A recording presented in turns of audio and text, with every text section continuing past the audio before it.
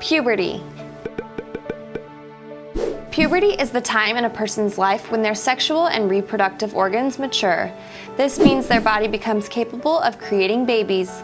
Long before any outward changes happen, special hormones begin to produce inside the bodies of both girls and boys. These hormones affect many different things, including sexual development and growth. With girls, puberty will start around age 11. A physical change will become obvious between the ages of 11 and 14. During this age, girls experience change in height, widening of hips, development of breasts, hair growth around pubic area and underarms, vaginal discharge, beginning of menstrual cycles, and period pain. Boys enter puberty a little later than girls. The puberty starts around age 12, but physical changes are mostly not visible until age 13 to 16. The changes for boys include change in height and muscle mass, increase in the size of testicles and penis, hair growth in pubic area, legs, underarms, and on the face, voice change, ejaculation of semen during sleep, also known as wet dreams, unwanted erections, and breast changes. While these are average ages for puberty, everyone's body is different and changes might happen at different ages. Most changes that happen during puberty are physical, but a person will also experience many emotional changes. These include, but are not limited to, coping with a person's changing body, frustrations of feeling different, mood swings, and energy changes. Childhood obesity is known to start puberty earlier for girls. At age 13, both boys and girls are around the same height and same weight. At age 15, an average girl will be 5 feet 3.7 inches tall and weigh 115 pounds. A boy at the same age will be 5 foot 7 and will weigh 124 pounds. At the age of 18, an average girl will be 5 feet 4.2 inches tall and will weigh 128 pounds, while a boy will be 5 feet 9.5 inches tall and will weigh 148 pounds. A recent study shows that girls who start puberty earlier are also more likely to become sexually active sooner than their peers. Acne is a very common condition which teens struggle with during puberty. Teens get acne because of the hormonal changes that come with puberty. Teens whose parents had acne are more prone to have acne themselves. About 8 out of 10 people will have acne. For most people, acne goes away almost completely by the time they are out of their teens. Narrated by Dorian Douglas, animated by Andre Preston, and music by Primoz Mihalic. To see more infographics, subscribe to our YouTube channel. Don't forget to like the video and follow us on Facebook and Twitter to always get the latest updates and fun facts.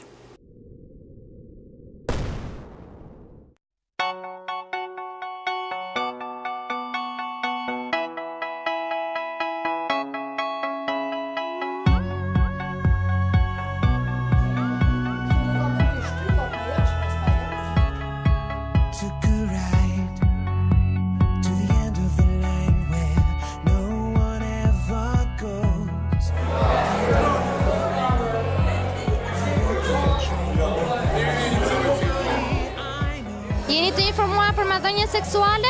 Po patjetër, është diçka që bëhet herët apo vonë. Po, jam shumë informuar. Nga e merrni informacionet? Atëherë, edhe nga shkolla e marrim kryesisht, por edhe në televizion, në internet.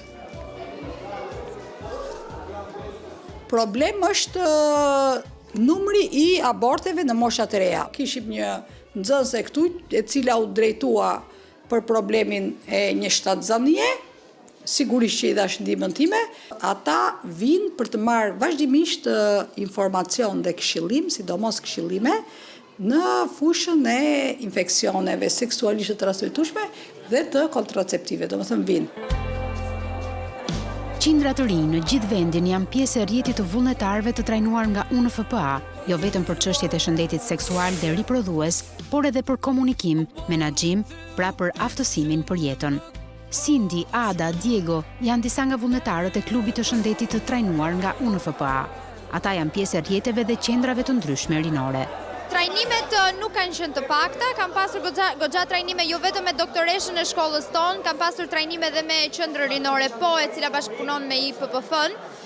Kam pasur trajnime të cilat të quhen trajnime bashkëmoshatare, pra informacionet përcillen nga moshatarët tanë. Është e rëndësishme që të gjithë të rinjt të informohen duke parë se problemi më i madh për momentin është që sidomos abortet tek moshat e reja janë rritur së tepërmi. Normalisht ka pasur persona të cilët hezitojnë, por si përfundim e kanë gjetur ndihmën pranë kabinetit shkollës tonë me doktoreshën apo qoftë edhe qendra të tjera të specializuara.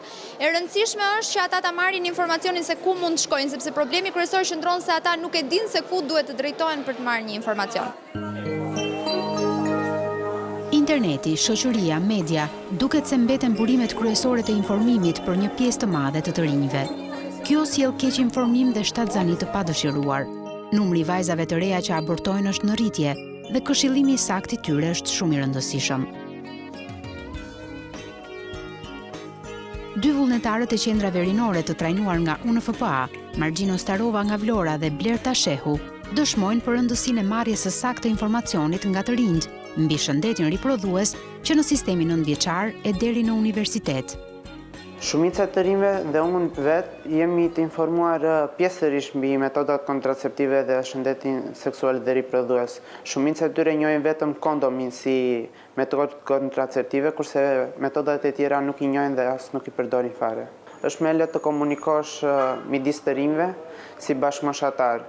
Një pjesë e madhe i kanë informacionet vetëm prej internetit ose mediave. Shumica e këtyre informacioneve janë të gabuara dhe disa prej tyre nuk janë të plota. Problemet e tyre janë sëmundje të organeve riprodhuese. Gjithashtu kemi pasur raste me shtatzani të padëshirueshme të cilat po përsëriten shpesh kohët e fundit. Në shkolla mungojnë ai informacioni gjithëpërfshirës në lidhje me shëndetin seksual dhe riprodhues. Shpërndarja e informacionit bëhet që nga shkollat nëntëvjeçare, ashtu edhe tek gjimnazet, ashtu edhe tek universitetet. Ne pra përpiqemi që të marrim edhe të prekim çdo grup të rinj, duke filluar që nga moshat më të vogla e deri tek universitetet. Rastet e HIV-it në Shqipëri në këto 5 muajt e fundit kanë qenë shumë alarmuese. Po kthehet sifilisi dhe gonorea. Mosha e marrëdhënieve seksuale sa ka ardhur edhe është mungon ofrimi i këtyre shërbimeve miqësore për të rinj. Domethënë janë qendra dhe mund të trajtojnë njësoj si një grua që shkon për një vizitë, ashtu edhe një të rinj. Ndërkohë që të rinjt kanë nevojë për më shumë siguri, duke qenë se përballen ndoshta për herë të parë me probleme që ato nuk janë përballur më parë. Kanë nevojë për një sjellje nga ana e ofruesve të shërbimit shumë miqësor, në mënyrë që ato të arrijnë të shprehen dhe të japin informacionin dhe të kërkojnë informacionin që ato kanë nevojë që të ruhet konfidencialiteti, përdorin më shumë masa mbrojtëse se përdornin dikur, janë më të informuar, po pra problemi qëndron, nevoja për ndërgjegjësim qëndron. Ministria e Arsimit, mbështetur nga UNFPA dhe në bashkëpunim të ngushtë me Ministrinë e Shëndetësisë dhe ekspert të fushës, po rishikon kurrikulën e edukimit për shëndetin riprodhues dhe seksual në sistemin parauniversitar, një lëndë e cila do t'u jap adoleshentëve shqiptar informacion të saktë dhe praktik për shëndetin e tyre riprodhues dhe seksual dhe për mbrojtje sa më të sigurt. Ndryshimi i sistemit shkollor dhe dinamikat në ndryshim të shoqërisë shqiptare kanë bërë të domosdoshme futjen e kësaj kurrikule në sistemin shkollor nëntëvjeçar dhe përmirësimin e saj në arsimin e mesëm.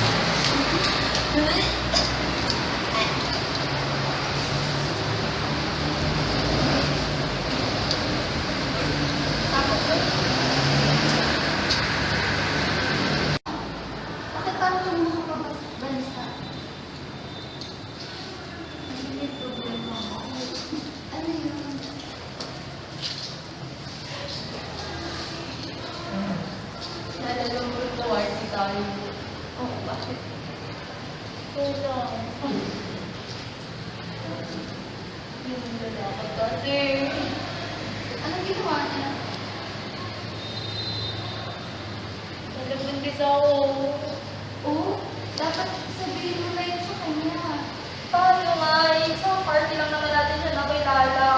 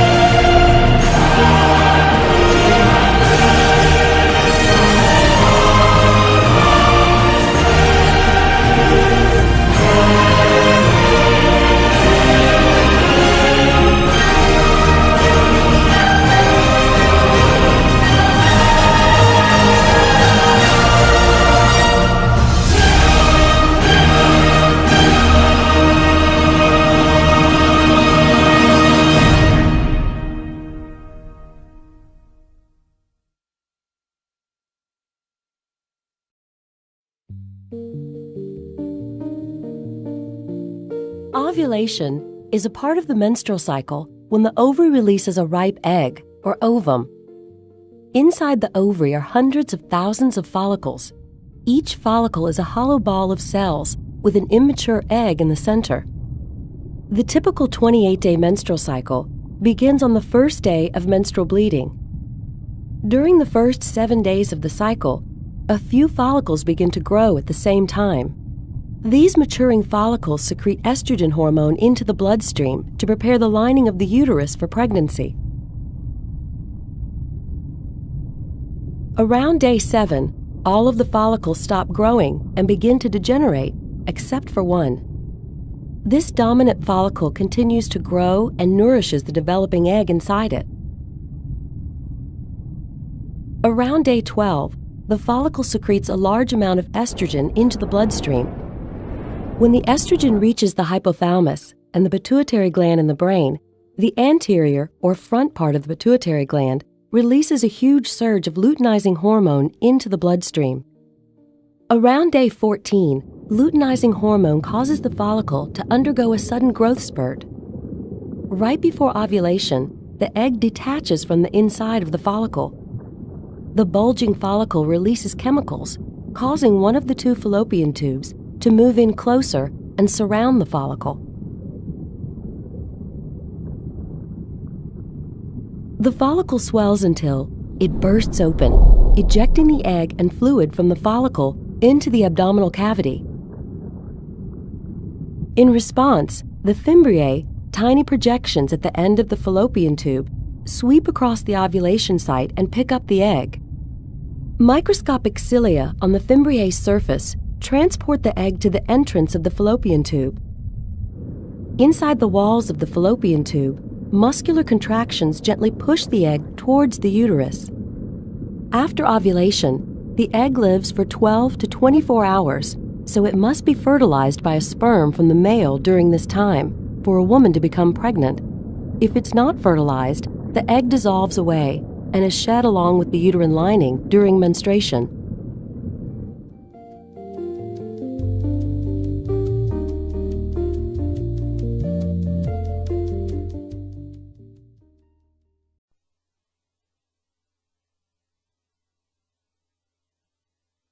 Sexually transmitted diseases. Introduction. Sexually transmitted diseases, or STDs, are some of the most common infectious diseases in the United States.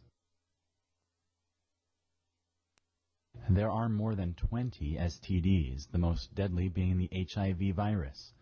Other sexually transmitted diseases include syphilis, gonorrhea, and chlamydia. This patient education program reviews some common STDs and how they can be diagnosed, treated, and prevented. Causes of STDs. An infectious disease is a disease that can be passed from one person to another. Sexually transmitted diseases are a category of diseases that are spread via sexual activities, such as vaginal intercourse, oral sex, or anal sex. Sexually transmitted diseases are caused by one of 3 types of organisms. Parasites. Parasites are very small animals that get nourishment from the person they infect. The infected person is called the host. Pubic lice, also called crabs, are an example of sexually transmitted parasites. Bacteria. Bacteria are organisms made of one cell. They cling together to feed from the body of their host. Gonorrhea, syphilis, chlamydia, and chancroid are examples of sexually transmitted bacteria. Viruses. Viruses are complex molecules that can multiply when they invade the cells of their host. HIV, herpes, and hepatitis are examples of sexually transmitted viruses. Usually infections that are caused by a virus cannot be cured, but in some cases they can be controlled. Parasitic infections can be treated with medications or over-the-counter drugs.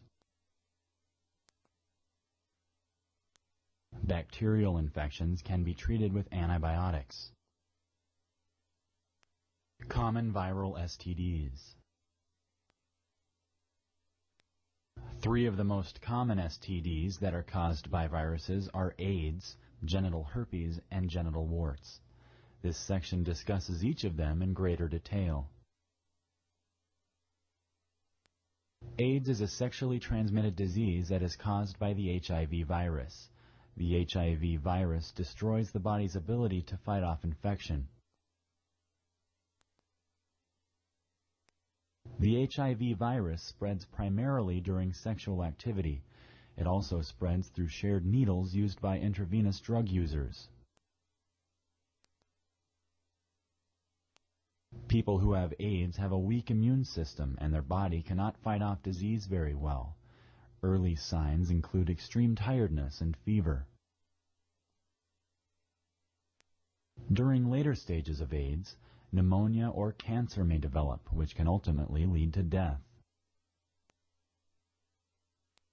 There is no cure for AIDS, but there are medications that can sometimes keep it somewhat under control and slow its progress.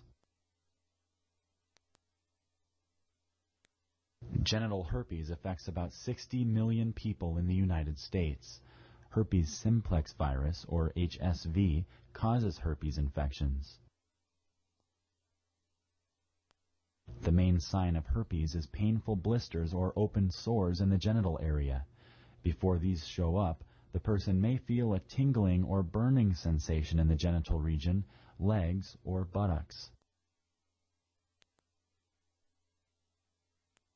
In women, herpes sores could be hidden inside the vagina. Some women may not even know that they are infected.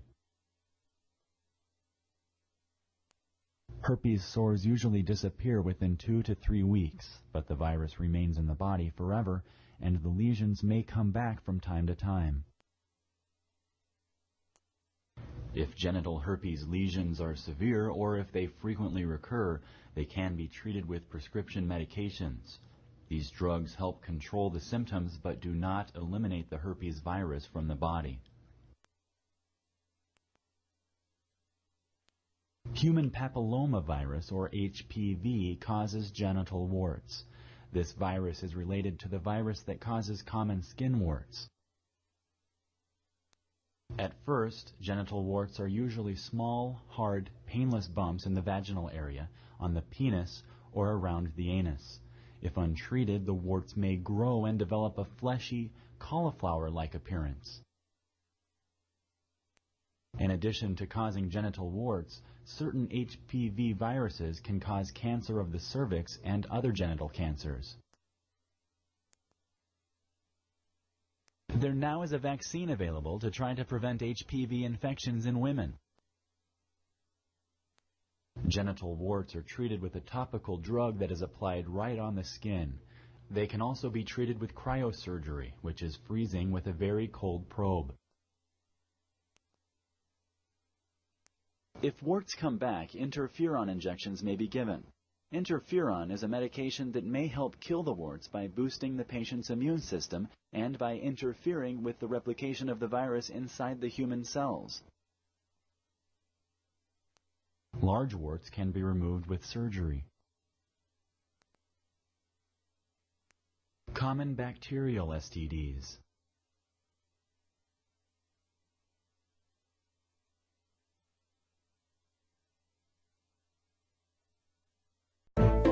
Contraception plays a pivotal role in women's lives. It allows them and their partners to plan their families and space the births of their children, leading to healthier mothers and infants. It also enables women to delay childbearing so they can achieve other life goals, like finishing school or getting a job.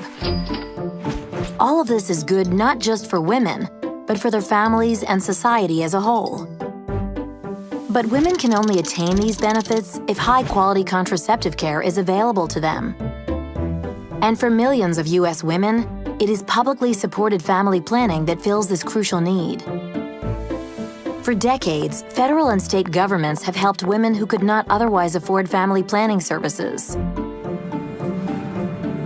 It's smart government at its best.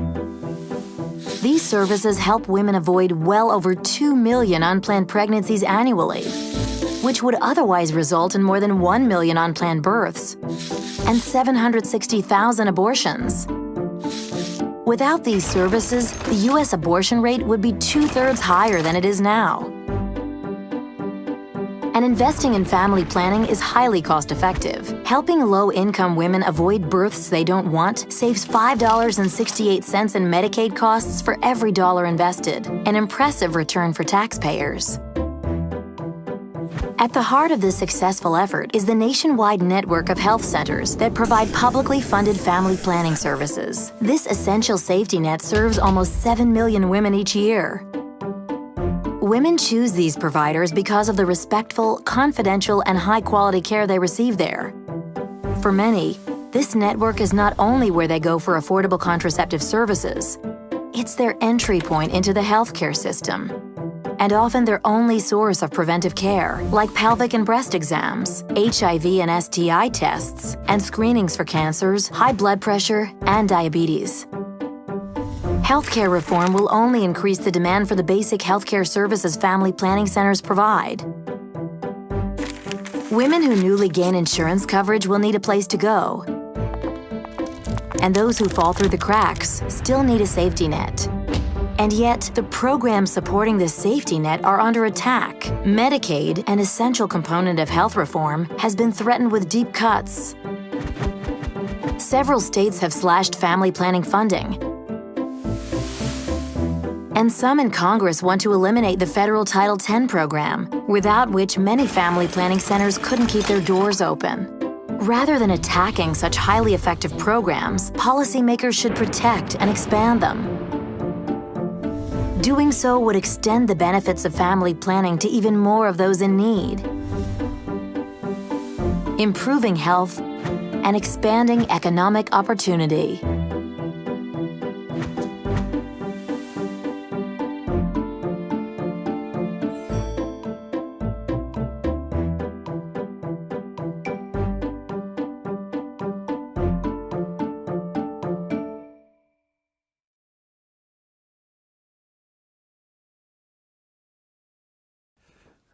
All right, everybody. Settle down. Babies. They're the reason we have sex. And yet also the least common reason we have sex. Seriously, in 1997, researchers gave a group of folks a list of 8 reasons why they might want to have sex and had them rank them from 1 to 8. And to have a baby ranked 8th out of 8 reasons to have sex. But the fact remains, kids, the baby conception is the reason that our bodies do the sex thing to begin with. So a common side effect of scoodly poopin', as my brother John calls it, is baby having. So we've spent a lot of time trying to figure out how to indulge in the scoodly poopin' part while foregoing the baby making part. And today we're going to talk about the past, present, and future of how people try to have sex without having babies. Oh, and this is not a relationship or sexual advice film. You can get that from your real gym teacher.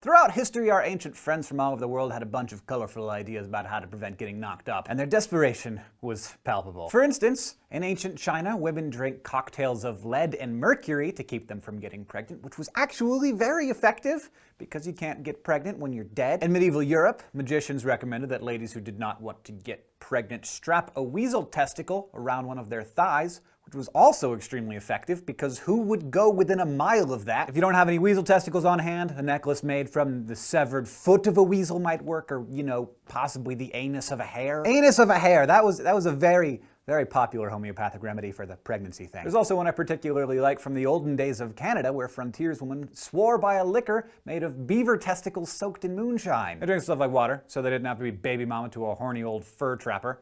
Sounds reasonable to me. Anyway, these antiquated methods for keeping women from getting pregnant are pretty stupid. And, you know, they weren't based on any real understanding of how lady business works. But there were some remedies that were at least successful enough at their job that women kept using them. Take, for example, silphium, an ancient plant that seemed to have real contraceptive and abortifacient properties. Around 2,600 years ago, the Greek island of TThS was becoming overpopulated. In pretty short order, the Cyrenians discovered silphium, this weed in the fennel family that was growing in the hillsides around town. And they were suitably impressed by the plant, not only because it was a delicious garnish to goat tenderloin, it was also really good at keeping women from getting pregnant and from preventing pregnancies from progressing. Pretty soon, the ancient versions of gynecologists had women drinking the juice of the silphium plant once a month, or just kind of wedging some wool that had been soaked in like silphium juice up, up there. And silphium was all the rage. The Cyrenians were exporting it all over the place. And though we can actually document the decreased birth rates in ancient Rome during silphium's heyday, we will never know how effective it actually is, because damn it if the ancients didn't hump it into extinction. Let's just say that Cyrene's silphium industry did very well. As a matter of fact, all Cyrenian currency was stamped either with a picture of the silphium plant itself or with the heart-shaped seed, which may be where we got the modern Valentine-shaped heart symbol. Or there's a picture of a lady pointing to a silphium plant with one hand and at her genitals with the other. Nobody ever said that the ancients were subtle. Anyway, within about 50 years, silphium was just a memory due to aggressive overharvesting. Oh dear. So during some periods in history, birth control could make or break economies, but in others, like right after the Black Plague finished having its way with Europe in the 14th century, any attempt at putting the brakes on population growth was punishable by death. In fact, the church got involved, as it was wont to do back in the 14th century, and started making a big fuss about how wasted semen was a sin and an abomination against nature. And in 1484, Pope Innocent VIII issued an order commonly referred to as Witch Bull of 1484, in which he recognized the existence of witches, aka women who knew about birth control and other useful things like how to safely deliver a baby, and gave his approval to correct, imprison, punish, and chastise witches accused of having, quote, slain infants yet in the womb, and of hindering men from performing the sexual act and women from conceiving. So basically,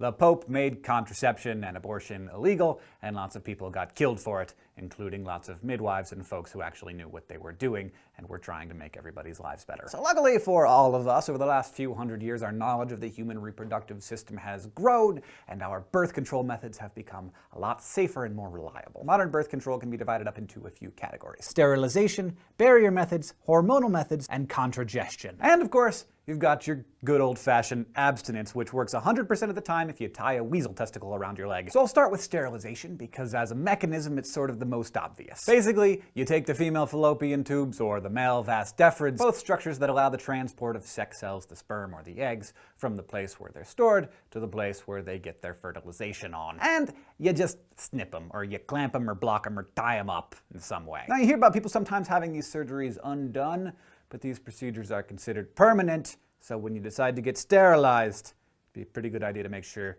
you damn well don't want a baby. Now, with barrier methods, the idea is to block the sperm before it gets through the cervix and to the egg. So condoms, diaphragms fit into this category. In fact, even though nobody even knew about sperm until like the mid-15th century, people had been suspicious about the role that semen played in the whole pregnancy situation for a long time. In fact, there are cave paintings in France dating back to around 15,000 BC depicting condom use.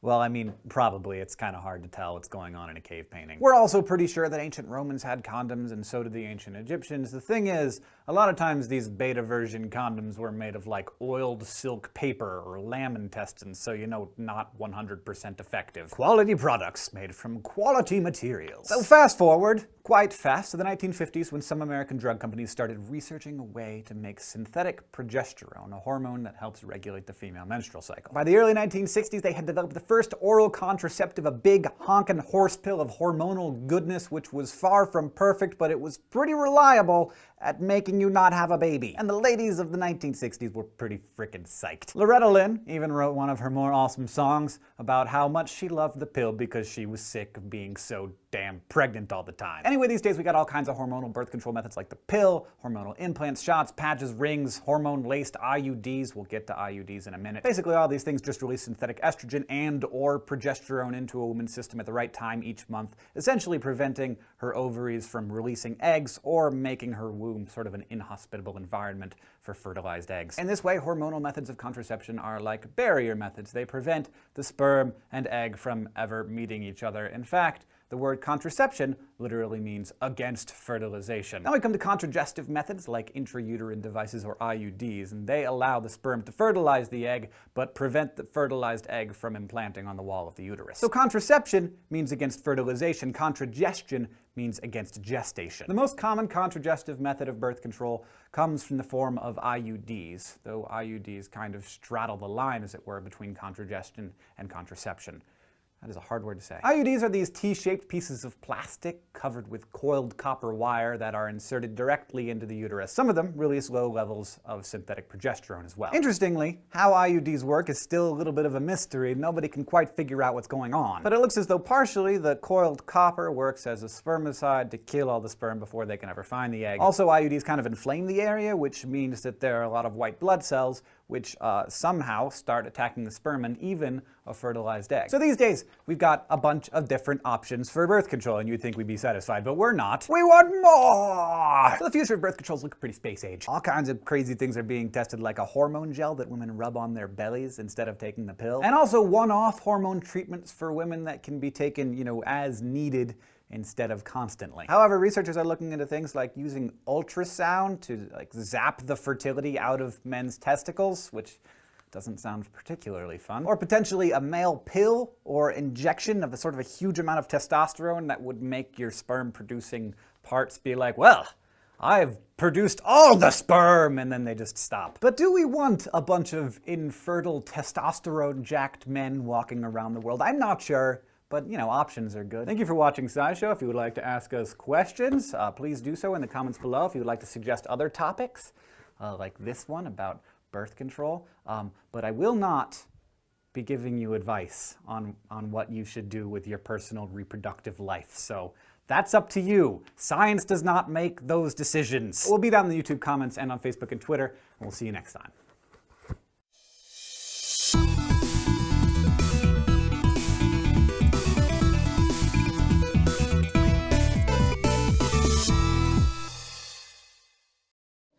Hello everyone. I will be demonstrating on how to use the male condom. First, let's have this. This is an eggplant, but we will use this as our model. Let's pretend that this is the penis. This would be the glans, and this would be the shaft. And this would be the condom that we will use. Before putting on the condom, you must make sure that your penis is erect. After your penis is erect, you can already place the condom. First, we open it. Here we have the condom. This is the ring, and this is the tip. Before you put it on, the tip, you must make sure that you hold the tip so that there won't be any air that will be filled inside it. After that, you put the condom on top of the glans. Then you hold the ring like that. You can now pull it down to the base of the shaft.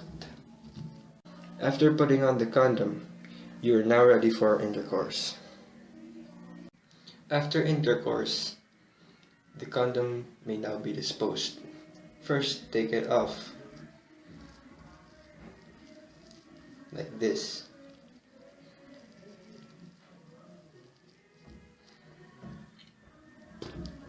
After taking it off, make sure you dispose it properly. First,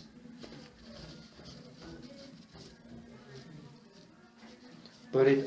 Now we have your condom wrapped in tissue paper. You can now dispose it to the trash can. And make sure you also dispose this. That's all.